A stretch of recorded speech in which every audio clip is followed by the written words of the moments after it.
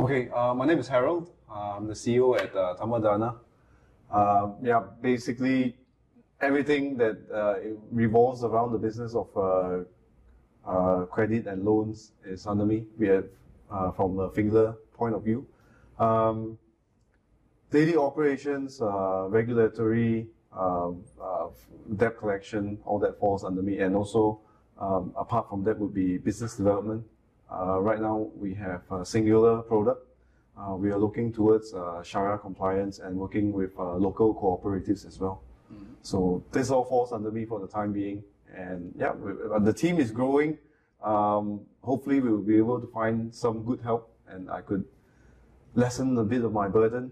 But yeah, that's in a nutshell. I encompass the whole entire A to Z of the business. So the Malaysian loans are super interesting, but tell us a little bit about why Malaysia, why it's so interesting for us. So I think the interesting part is the target market that we are looking at. In comparison to our competitors, they are not really serving the underserved and the unbanked. So that is where we created our niche. Our product is targeted towards the B40 and towards the middle side of the M40 group, which a lot of these customers would not be able to get any kind of product or services from the bank at all, and that's where we step in. In comparison to our competitors, I would say that our unique proposition would be that our speed of execution in order to allow the customer to get a loan. So yeah, in a nutshell, again, that's how we position ourselves in the market right now. And within the loan industry, this is, I would say, there's still plenty more of total addressable market that we can tap into. We have not reached our peak yet. You mentioned this M2 group. Maybe you M40 have group. Yeah. Maybe you have to explain what it is. So let's talk about the entire hierarchy, right? The T20 would be like the upper earning group of citizens in Malaysia. Their typical income would be in the range of about 10,000 ringgit and above. So then we'll come to the M section. M section is from 4,000 to 8,000, 4,000 to about 9,000 ringgit. Right. Now we're talking about individual income, not household income, individual income. And B40 would be everything that is less than 4,000 ringgit. Okay. So we are targeting in the section of up to about 6,000 to 7,000 ringgit earning potential per individual. And the average income was what again in Indonesia? Can you summarize it again?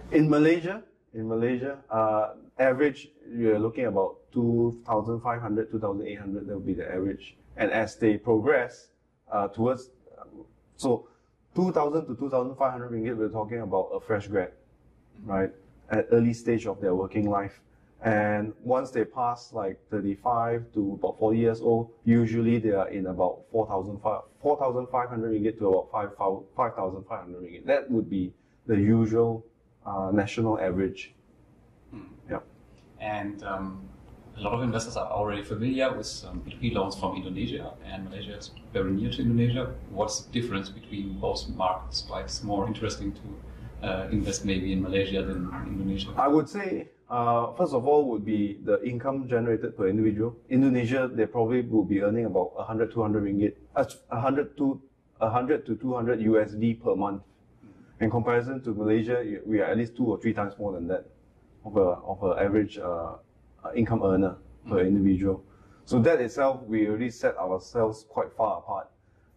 The other part would be, we're not in nation size, we are not as big as Indonesia, but that's where we are able to collect more effectively as well, because we are able to find the individual. In comparison to Indonesia, it's got about more than 100 to 200 million citizens.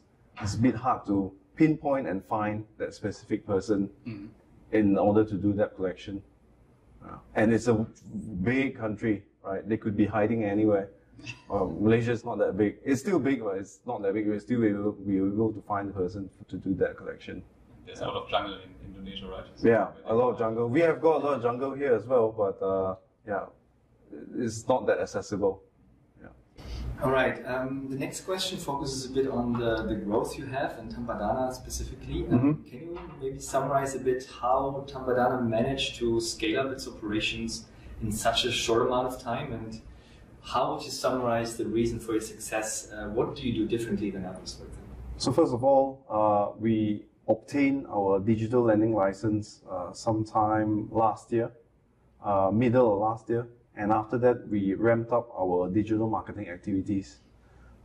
Digital marketing activities on a few channels, for example, Facebook, Instagram, and TikTok. TikTok mainly gained a lot of traction. TikTok and Facebook actually gained a lot of traction for us. So the growth rate that we are seeing from that point onwards, middle of last year until now, is about 10% month-on-month growth. Just last month alone, we onboarded about 15,000 new users. So and in total for the entire month of July, we disbursed about 51,000 loans. So that to us is quite a big number. And when we compare it to our competitors, we actually come up pretty high up in the top, I would say even top 3. In terms of loan disbursements and number of customers acquisition per month. So that's where we are going at the moment. We are still we've still not seen the peak of the customer acquisition activities yet. I believe this growth rate could continue for the next 1 year at least. And seeing that we have few more product lines coming into this space. The visibility of the growth, I would comfortably say that we could foresee it until even end of next year before we hit any plateau. Yeah. And who are your competitors and how big they are in comparison to you? So I would straight away say a few of our competitors are mainly the Japanese lenders, for example, like JCL and ACOM. So JCL has been around even before we arrived. So they have a very established network. They have moved away from the conventional lending to Sharia compliance lending. So that is also the direction that we are heading towards. In terms of size, they are definitely larger than us by a multiple of 3 to 4 times. Other statistics I'm not able to find out, but in terms of size, they're definitely thereabouts. The other competitor would be ACOM, also from Japan. I would say this one we are probably about 4 to 5 times larger than them, or even more. Yeah, so they're not come up on the scales yet. Yeah, but these are direct competitors that we are able to benchmark ourselves against. I think you mentioned this Sharia compliant loans. I think you mentioned it the second time. I think now we have to explain what it is. So Sharia compliant loans is governed by Sharia advisors. Sharia advisors are governed by the Securities Commission. So any product that comes under the Sharia advisors that they certify, we are able to sell it, right, within the scope of the certification. Why is it important to us? Because it resonates with the target market that we are selling to, which are majority of them Muslims. So a Sharia compliant product would be in their eyes like halal certified, pretty much similar to that. And although it's halal certified, it does not directly mean that only the Muslims can take it. Anyone can take it. So it opens up a wider scope. It opens up a wider acceptance of our lending product in comparison to the conventional one. So that's why Sharia compliance is very vital. But the target group are Muslims, right? Majority of Malaysians are mainly Muslims, so naturally they become the main target market as well. Because I think most of the people are not familiar with Sharia at all. Yeah, it's a new space for us as well. Just that we are very certain to get everything complied and being advised by the proper party, the proper partner. But just to make it clear, this is a new separate license in addition to the license you have. It's a product certification. It's not really a license, it's a product certification. So there's a limited scope within that certificate that we are able to operate. So that means if you implemented this, then you have three types of loans, right? The short-term We loans. short-term loans, the installment loans, and the Sharia product. Yeah. BNPLs are BNPL is a separate entity. I do oversee it as well, but just that speaking specifically for Tambadana, it would be these three products. Buy Now Pay Later is another entity whereby it services mainly between merchants and customers, so that's where we come in between. Yeah, pretty much like a credit card for people who cannot get a credit card. That's the easier way to explain Buy Now Pay Later. But maybe can we differentiate those products? So what is exactly? So BNPL, installment loans, and short-term loans, because for the investors, they are all loans. So what is the difference? Okay, so you already explained Sharia loans, but the other kind of loans, what? The conventional ones that we have, yeah, it's basically the same. It's just that the terminology used within the context of the agreement is different. So the conventional loan will be exactly the same like what we can find from the Moneylenders Act 1951. And the Sharia one would consist of quite a number of Islamic words in order for it to comply with the Sharia compliance. What they call this agreement would be a wakala agreement, whereby there is a trade in between two parties, and we are facilitating the trade in order to provide that loan. Okay. Yeah, so that's the traditional methodology of Sharia compliance in providing a credit line, a financing. And the BNPLs and the short-term loans are different in the term of the loan. So how long the loans are running. Short-term loans are just probably... Short-term loans run from 1 month to 6 months. Okay. Right, similar for Sharia as well, 1 month to 6 months. Buy Now Pay Later, for this current point in time, we are running up to 6 months as well. But we have 9 months and 12 months coming up in the pipeline. Yeah, so 6 months, we in fact, when the customer is buying a product, they don't get charged any interest at all. So whatever they see in terms of the price, that's what they're paying, split into either a 3 months payment or 6 months payment. If they go into a 9 months payment, then we charge a little bit fees onto the order amount. Yeah, so 9 months would be a little bit more, and then 12 months would be a little bit more, and that's where we generate our revenue. The other part of revenue generator in terms of the Buy Now Pay Later product would be that we are taking a merchant discount rate from the merchant themselves. So let's say a product is being sold for $100 USD, just for example, we would be giving back to the merchant 97 USD. That's where we are charging them 3% merchant discount rate. So that's where we are getting. That's where we what we will call a revenue generator from the merchant. So two streams of revenue generating profiles from the merchant and also from the customer that we are able to charge. Okay. Can I also ask, so these different types of loans, will they also be offered to investors on launch, or it will be just one loan type on the platform, so investors would not see or differentiate between the Sharia compliant loans and the regular loans? Probably we would blend it together and still be able to provide it just so that there's no confusion. They're just a single channel, and then at the back of it, we'll arrange it, because the function of the Sharia compliant loan is provided only to very good customers. So we will have to blend it, and then in order not to confuse the investors, they are still paying single channel. But I just opened a loan on launch, and you can see the kind of loan. So this is an installment loan. They have it. Is that, I think, is given to Amana, right? So that one probably would be a loan from Tambadana. as well. Yeah. So they've already started on it. Yeah, and you can download the agreement as usual, and you can see the type of loan. So if it's a Sharia loan later, then probably you will see it as well. Okay, then I suppose that would be the methodology that they would adopt. Yeah, because in my thought that we would plan it together. Yeah. You can even filter the type of the loan on launch. So 2 types right now: short-term loans and installment loans. It's a bit surprising that short-term loans are up to 6 months, because usually investors would think short-term loans are 1 month.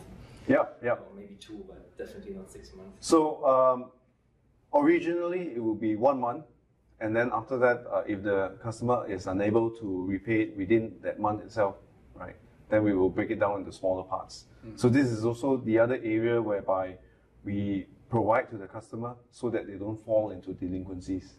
Yeah, so that otherwise It's an extension, basically. it's an extension. Yeah, it's an extension up to the customer, whichever they're comfortable. Of course, during the part in between of the period of the extension, they could at any time fully pay it off. That's not a problem at all. But the main function is that we do not want to allow them to fall into arrears by forcing them to pay an amount that they can't pay. So might as well we just break it down into smaller parts, and then it's easier for them to pay. All right. Maybe we continue talking a little bit about growth and focusing a bit on portfolio quality. Could you maybe briefly summarize the growth you had in 2025 and whether any of the previously reported metrics that you published, like the NPL percentage, the gross profit margin, have changed significantly this year, despite the growth? I think the NPL has been quite stable. It's about 6% of the entire portfolio. And in terms of the growth rate, if I remember correctly, yeah, we're about 10% month on month still. So right now, we've disbursed almost 15 million USD portfolio size, if I remember correctly. The latest report. Yeah. Like, for example, the gross profit margin seems to have declined a bit from around 16% end of last year to 14% now. Is that just a random fluctuation, or is that sort of the beginning of a trend because you increased the portfolio size so much? It could be a trend. So what we do observe is it could momentarily be affected by festive season that we have in Malaysia, because we are quite multicultural, and every single time where there's festive season, right, the collection tends to decline a little bit, and then it climbs back up. So, but on average, you'll be looking about 11% unit of economics in terms of gross profit. Yeah. You touched upon this before, but how much more growth potential do you see before it hits you a have plateau? to sacrifice portfolio quality? Because I cannot scale this up indefinitely. That there must be some sort of limit. Do you have any sort of estimate when this limit is hit, or when you have to employ different metrics or measures to still increase portfolio size?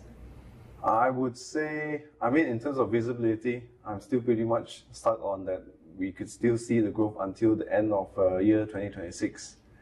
And then after that would be how we are able to provide different products and also provide a cross-sale between the different channels that we have, namely Buy Now Pay Later and Tanpa Dana.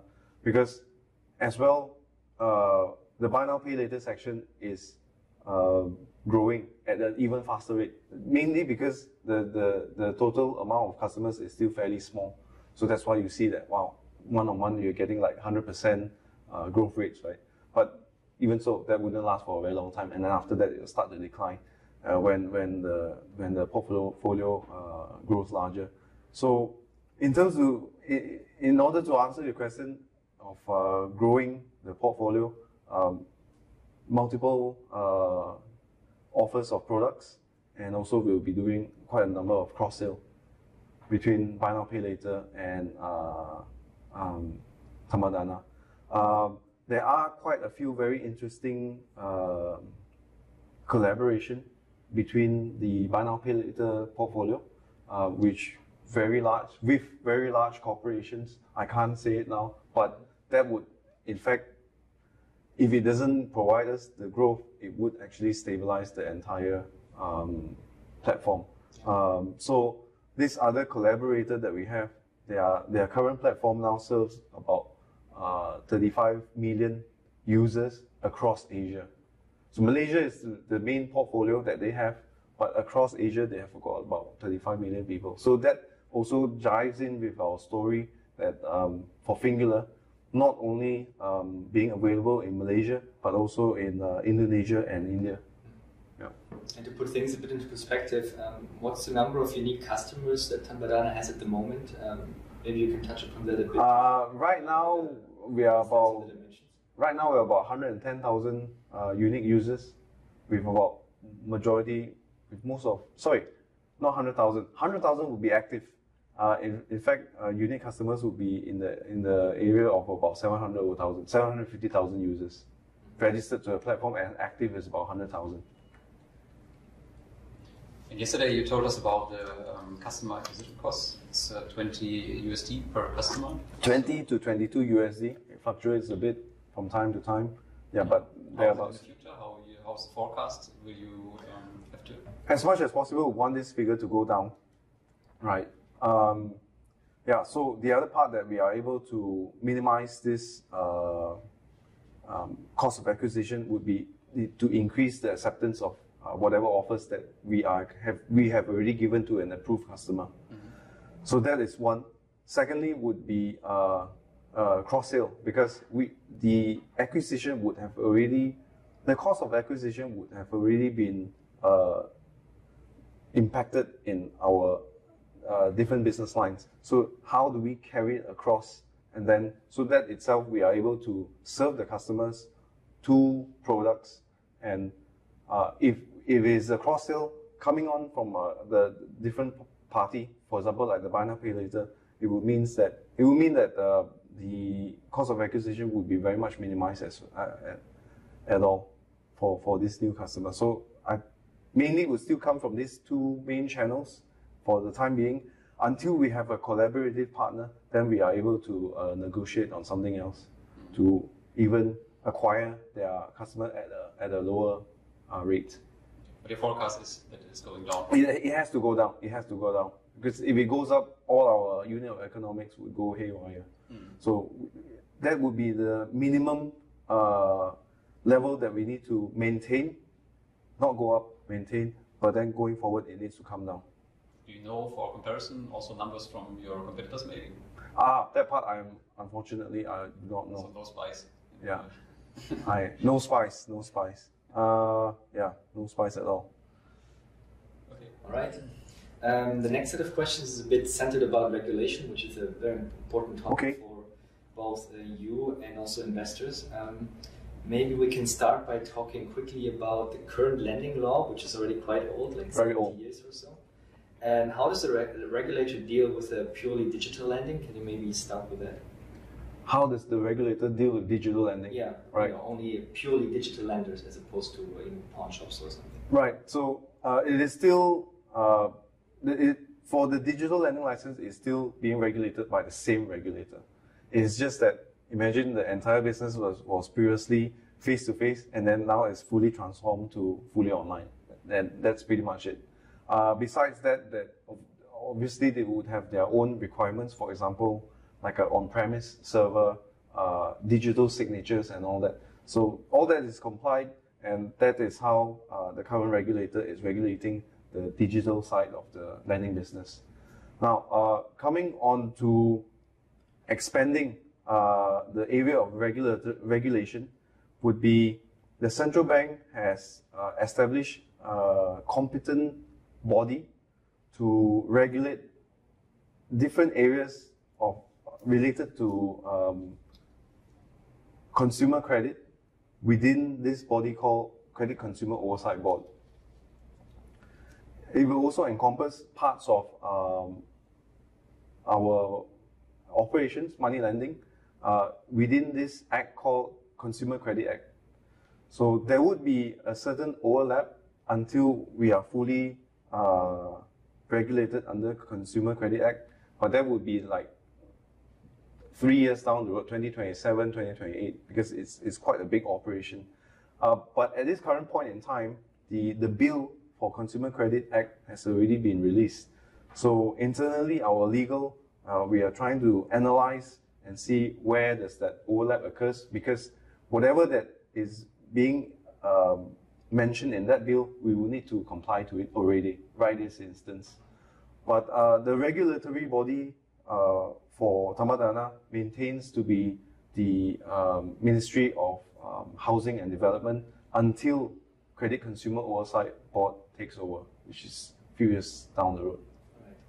So just to summarize this maybe a little bit for the community also, so there will be stricter regulations as part of this Consumer Credit Act, which has been passed by the parliament end of last month, I think. Yeah. But there will be a transition time, and until it's fully effective, it's a few years. It's a few years down the road. And the exact details are not super clear yet. It's not released yet, but the details specifically for buy now, pay later would be that it will be regulated next year onwards. So that is that is certain. But in relation to money lending, it will be a few years down the road because we still need to. There will still be multiple sessions of town hall discussion amongst money lending license holder and also the CCOB parties, Credit Consumer Oversight Board parties. So then after that, we will be able to work out a more structured route on how this transition could happen. And also, it's a very dynamic process, right? Yeah. Your government could change. And Correct. Plans could change again. Yeah. Plans could change or it could delay even further. Yeah. But it's just a matter of time that the CCA would fully encompass all these lending areas. And of course, it's high risk, but to a certain extent, I would say it's manageable. And it would provide more transparency, not only to investors, but also to the general users of the loan. It will also provide very good guideline to us on areas that we could operate in. Right now, the 1951 Act is just a bit of it would only apply to that era of operation. But at this current point in time where you have a lot of advanced technologies, it's a bit hard to use that same act in the same area. Yeah. And can you maybe comment a bit on how this act will change the fees you can charge customers, because that is part of the business model. Yep. The fees, because they are sort of unregulated, if I understood correctly, yep. And how this will actually impact you, because if you have to limit the maximum fee you can charge, I guess it also affects a bit profitability and the profit margin that you have. So right now it is not that it's unregulated, it's more like a gray area that we are operating in. So going forward, when the rules of the fees that we could charge is more transparent, it makes things easier. So then after that, like what you mentioned earlier, how does it affect our profitability? At this current point in time, in terms of our operation, we are in the process of getting as many customers as possible. So that provides us with a lot of statistics on how to credit assess the customer, where there could be a new customer or repeating customer. We will have the statistics ready for it until that time. Then it comes to the part, so credit assessment, we would have covered it. Then the next part would be affordability, right? Affordability study of the specific customer at that time and how much we could provide the customer in terms of the loan size. That is the next part that we would need to continue in terms of research and to find out the profit rate that we are able to gain from it. But yeah, I would not be able to say that we are not profitable, but we will need to adjust our product in order to suit that customer even more closer. Yeah, and to summarize a bit, because that's also very relevant and unfortunately happened in the past already a few times, the regulatory risk of being shut down or revocal of your license, similar to what happened to Cashwagon, for example, or in a few cases in Europe. How would you judge this risk if you had to summarize it? So, if I remember correctly, the Cashwagon license was not revoked, but rather it was sold to a separate party. So the license still exists. But they were shut down, kind of, right? Operating, in terms of the operation, it was shut down, and then I think after that, no loans was being provided anymore. So whatever activity that relates to that entity for even up to today would be collection. As far as I understood, that license has been sold to another party and they are still doing the collection for whatever that exists with that entity. Coming back to what we have here, the only very specific reason to why the license would be revoked is if we committed a very serious offense, or certain activities that we did not ask permission for, then that could cause the license to be revoked. Most of the time, how the regulatory has worked so far is that you will be penalized first, and if it happens again, then the license will be revoked. Yeah. Usually that would be the case. But you also mentioned yesterday that for some ads you actually, like the regulatory body actually has to approve it first. Correct. Before you can put it Correct. online, which means if you have this approval, it's unlikely that this will cause a problem. Right? Correct. Yeah. So in terms, to add on to that, in terms of the advertisement permit, we have it for digital ads, we have it for TV, radio, billboards, and banners. So we have all of the permits ready already. It's just a matter of when do we want to use it. So that means your crazy TikTok advertisement is already approved by the regulator. Yeah. Okay, so last question for this set of topics. So in summary, do you consider the new upcoming laws to be rather positive or negative for both the investors and Tambadana? Positive. Okay. Very, very positive. There's more upside to it than any downside. It provides greater clarity for everyone, for investors, for us operating the business, and also the customers. And there's only one thing: comply. That's it. So, Harit, how do you deal with bad loans or the NPLs in Malaysia? Did anything change strategically in 2025 in comparison to 2024? So in terms of how I would say, not only bad loans, but how we deal with collection, is that even before it's due, we would have sent multiple reminders to the customer that it's going to be due. And after when it's due, we would have debt collectors that would make phone calls to the customer to remind them or to negotiate with them a payment scheme. In very adverse situation whereby we could not contact the customers at all, we would have placed these accounts with a third-party debt collector, whereby they would be able to access more data and to contact the customer to recoup the loan.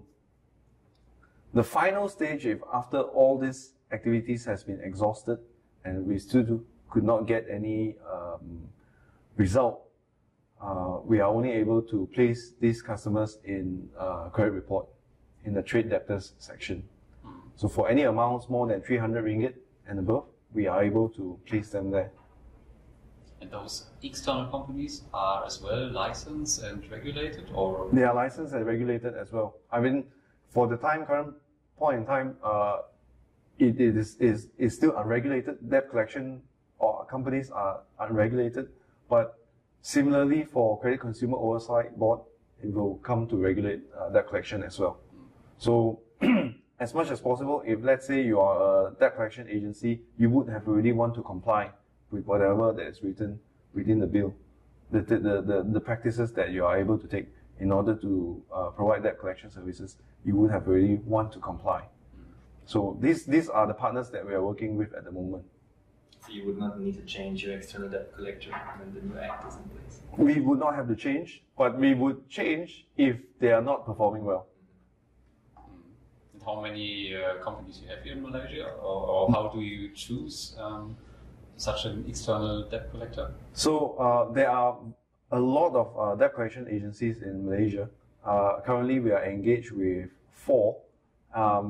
So first of all, between the 4, we always have a ranking of who's the best collector and who's the worst, and we will swap the accounts around, because sometimes at a very specific period of time, debt collection agency A would do better than B, right?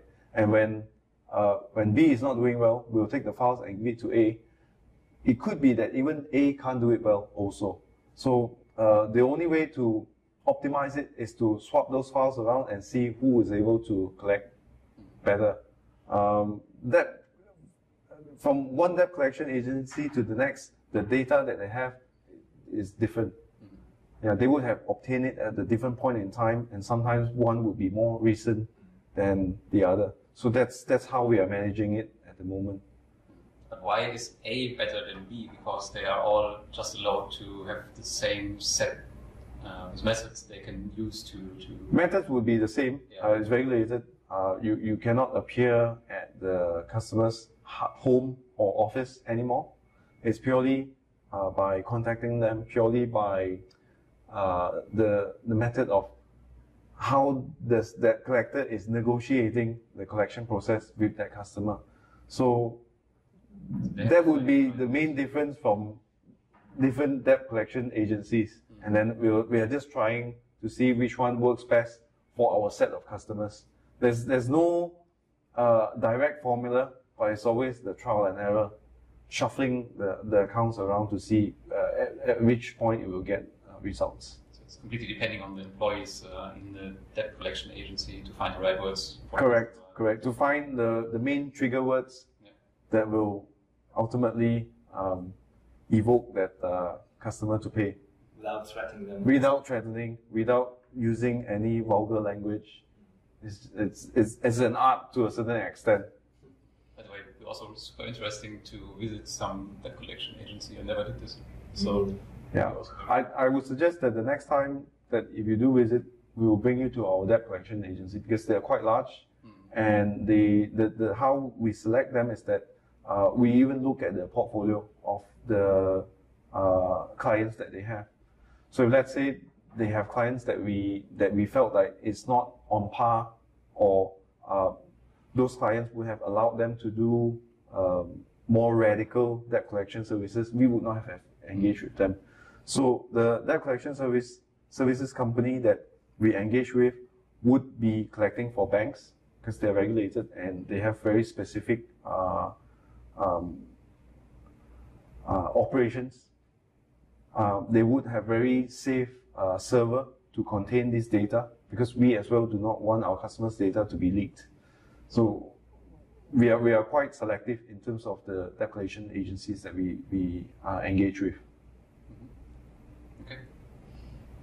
Okay, the next question is a bit again focusing on the population. So you mentioned you're targeting the bottom 40-45% of the population, right? The B40.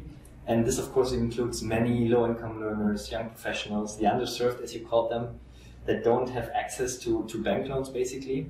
And how does Tambadana ensure that you make it easier for those customers to access financing without driving them into a sort of a debt trap? So our loan size are very small. We start at about 300 ringgit up to just a few thousand ringgit. So for these customers, usually we would not have given them any amount more than 2,000. Whatever jobs that they have at any point in time, they would be able to repay it. So it would not burden them very much unless they are taking from every lender in town. But us specifically, we are only lending to them whatever that they are capable of repaying back. So if we could see that it's a very young person, we wouldn't have given them 1,000 over ringgit loan. We would have started them with a few hundred ringgit and see what would be the repayment habit going down the line. If they return back as a repeating customer, we would incrementally increase it just a little bit more, but that's it. It would not be double or triple the amount of the first loan. Incrementally, we will increase it, and then we'll see how they perform. Can you see in some official register or credit score report that they have already loans from other loan originators? So we were able to see that, but only if it is bank or financial institution. Anyone else who is not a bank or financial institution like ourselves, we are not considered a bank or financial institution, so it would not appear there. It would only appear there if they did not pay, right? But if it's a banking product that they've been utilizing for a long time, the entire trail of history would be available there to view for 12 months. And it's updated every single month. So that's what we are able to see. Other than that, we are completely blind. So if they didn't pay, then you would not give them a loan, right? The no reject policy would then not apply for this individual because he already has a bad debt, basically? We would still give them actually, but at the lowest amount. At the lowest amount. And then let's see how they manage it. Yeah. Okay, so you told us your two biggest competitors are from Japan. But Japan. To be fair, you are more a Russian company because you are heavily connected to Fingular. Yep. So how much of the operation are based out and directed from Russia right now? In terms of the system, in terms of development, marketing, design, and all that, it is still heavily controlled by our headquarters, Fingular. Us on the ground here, we mainly run the operations from origination to disbursement and collection. Aside from that, the main important part would be regulatory. So this is how we're operating right now. So to answer your questions, how much reliance we would depend on Fingular is we're very, very reliant on the support given by Fingular. And on the other side, how much you benefit from Fingular? So Fingular as a corporation, I would say that they are quite advanced. There are a lot of, I would say, if you look into our entire process, right, from origination to credit profiling, and in terms of giving the offer and debt collection, each and every single piece has got its secret sauce that I could not tell. But without any of these pieces, it would not function. And all these technologies is stored within Fingular. So as a corporation, they are very advanced. They are extremely fast in deployment of the things that we require.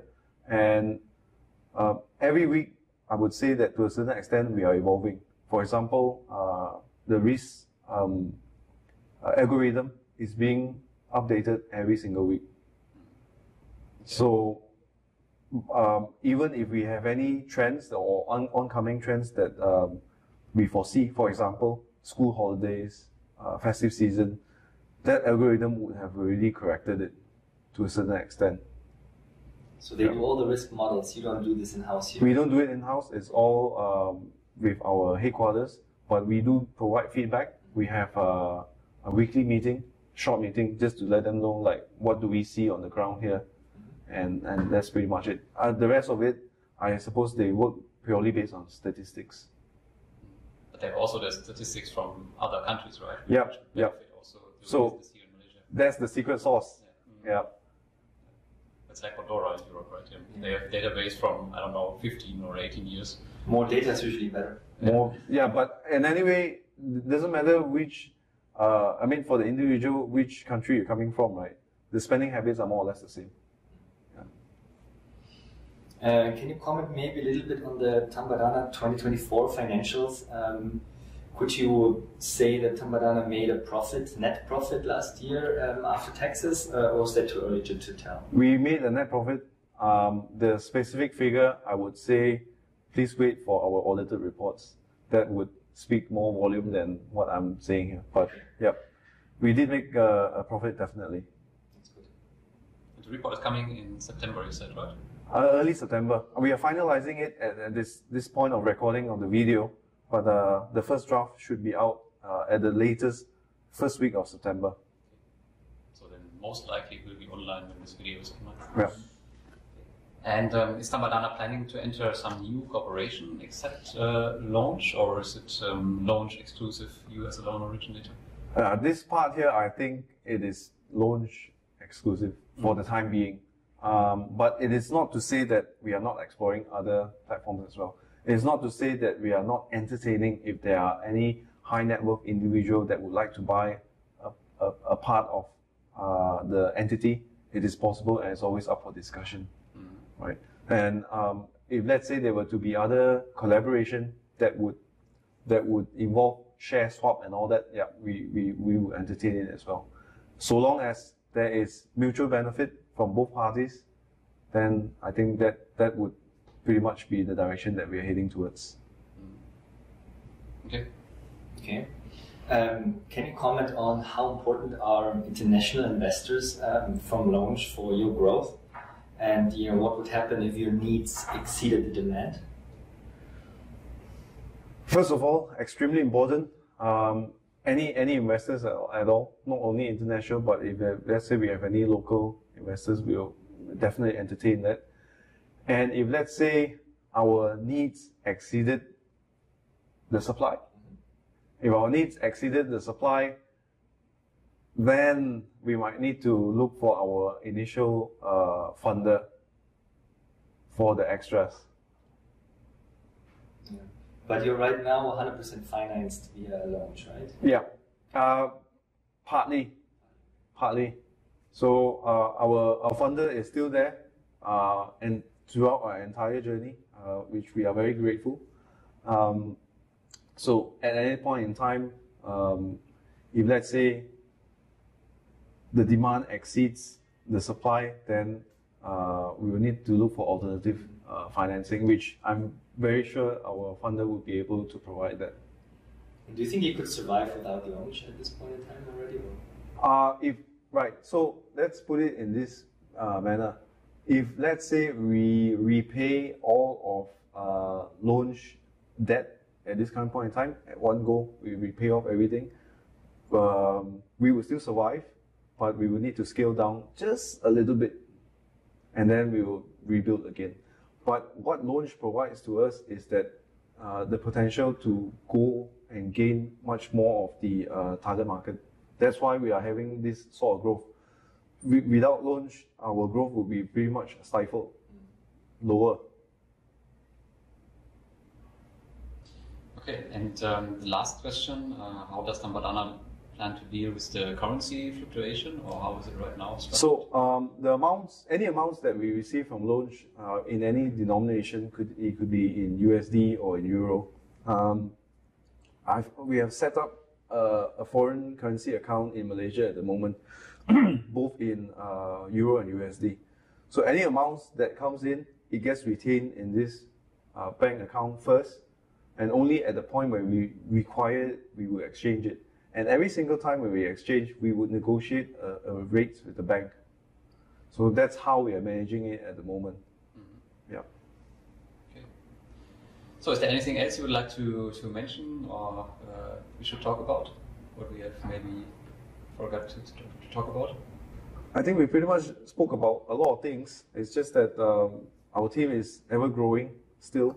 I would suppose that the office that you see here is still not enough to provide for everyone. I would say that very likely early next year we might need to search for a bigger office. But this is already a new office, right? This is already a new office. We've been here for 3 months. Right now we have 60 head count and more coming on boarding soon. The other part that I'm very excited with is our business development area, whereby we are able to do more collaborations and new products. So with having that, I would need to beef up the operations to support the more customers coming in that area. So yeah, I do foresee, and we are working towards growing an even larger team, not only for Tambadana, but also for the buy now pay later area section. So it's two things moving at the same time. Yes. Maybe here a follow-up question. You said everything is digital, so why you need so much employees? Mainly because the employees would be from the debt collection department. Okay. Yeah. So if you look throughout the entire process, onboarding and credit assessment is just single time flow, but ultimately all of it would accumulate at the debt collection area. So the debt collection is the department before it goes to the external debt collection. Yeah. So as much as possible, we want to contain it, because if I give it out to debt collection agency, revenue is going out. I'm not collecting it on our own. But with our own manpower, if I'm able to train them better, they negotiate better, and as much as possible in terms of our internal technologies, if we are able to get more data of specific customers, we know where to search and to find out where the customer is. So that is where the business development comes in, right? And the other part of the business would be growing the debt collection department, mainly. But, it's interesting to know, did you make a comparison? So you have now, let's say, 50 employees for the debt collection, but is it not cheaper for you to give it directly to the external debt collection instead of having all these employees to doing the soft collection? We would still, if the minute you externalize this, it becomes expensive. Yeah, but is it more expensive than all these employees you have also to pay? It's more expensive. It's still more expensive because they charge based on percentage of whatever is collected. But our internal would be working based on a fixed fee structure, right? And they have KPIs. If they don't achieve the KPI, we don't pay them incentive at all. But if you place it out, any amount is already, you got to pay a commission for it already. Any amount you collected, you will be paying a commission already. So it's better to internalize it and for us to manage the headcount and groom them to be better. So internally, I would say that every new joiner, within the first month, we will have decided whether to keep or to discard. And is it maybe for the future an idea also to internalize the hard collection, or is it not possible? Hard collection going forward, it would not be a feasible operation anymore because the regulation does not allow for it. Yeah. So all you can do is phone calls, right? You can do phone calls, but even phone calls, it is not to the extent whereby you spam them. It will be regulated that you can only call the customer like 3 times a week during working hours. You can't call them out of working hours. This sort of areas, which I would much prefer because it's a very civilized methodology. I mean, I understand it's debt, it's collection, but as much as possible, it should be operated in a very civilized manner. Yeah, of course. Okay, so that's everything from my side. I think so. No? Okay. A lot of questions, a lot of answers. Thanks, Eric, for the interview. Thank you. Good luck with Tambadana. Yes. Thank you very much.